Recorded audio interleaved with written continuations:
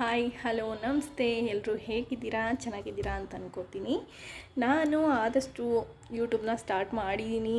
ಆದಷ್ಟು ವೀಡಿಯೋನ ನನ್ನ ಕೈಲಾದಷ್ಟು ವೀಡಿಯೋನ ಅಪ್ಲೋಡ್ ಮಾಡ್ತಾ ಇದ್ದೀನಿ.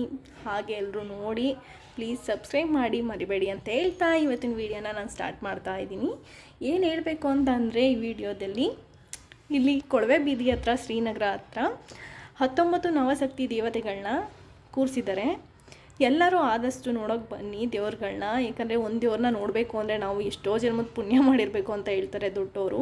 ಆದರೆ 19 ದೇವರುಗಳನ್ನ ನೋಡ್ತೀವಲ್ಲ ನಾವು, ಆ ದೇವ್ರುಗಳನ್ನ ಅದರಲ್ಲಿ ಕಣ್ಣು ತುಂಬಿಕೊಳ್ಳೋದೇ ಒಂದು ನಮ್ಮ ಪುಣ್ಯ ಅಂತ ಹೇಳ್ಬೋದು.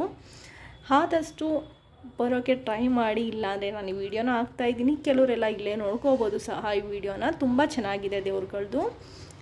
ಈ ದೇವ್ರುಗಳು ಏನಂದರೆ 19 ದೇವ್ರುಗಳಿದೆ. ಪ್ರತಿಯೊಂದೂ ಇವತ್ತು ನಿನ್ನೆಯಿಂದ ನೈಟಿಂದ ಕೂರಿಸಿದ್ದಾರೆ.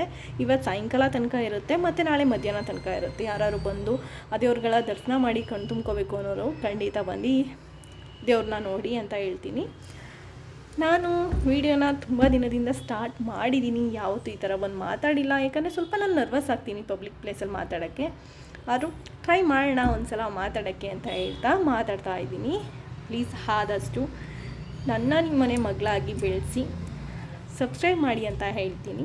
ನೋಡಿ ಕೆಲವು ದೇವ್ರುಗಳನ್ನ ವೀಡಿಯೋನ ಹಾಕ್ತಾಯಿದ್ದೀನಿ, ನೋಡಿ ನೀವು ಕಣ್ಣು ತುಂಬ್ಕೊಳ್ಳಿ. ಇದು ನಮ್ಮ ಚನ್ನಪಟ್ಟಣದಲ್ಲಿ ಬಂದಿರೋ ಬಸವಪ್ಪ ಆಗಿರ್ಬೋದು. ಹಲವು 19 ದೇವತೆಗಳ ಹೆಸರುಗಳಿದೆ, ಕೆಲವು 2 ದೇವರುಗಳ ಹೆಸರುಗಳಿಲ್ಲ.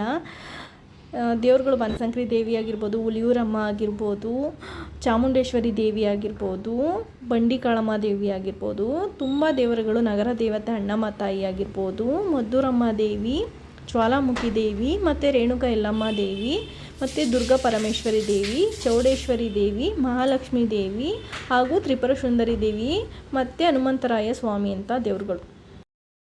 ನಾನು ಹಾಕಿರೋವಂಥ ವೀಡಿಯೋದಲ್ಲಿ ಎಲ್ಲ ದೇವ್ರುಗಳನ್ನೂ ಸಹ ನೋಡಿದ್ದೀರಾ ಅಂತ ಅನ್ಕೋತೀನಿ.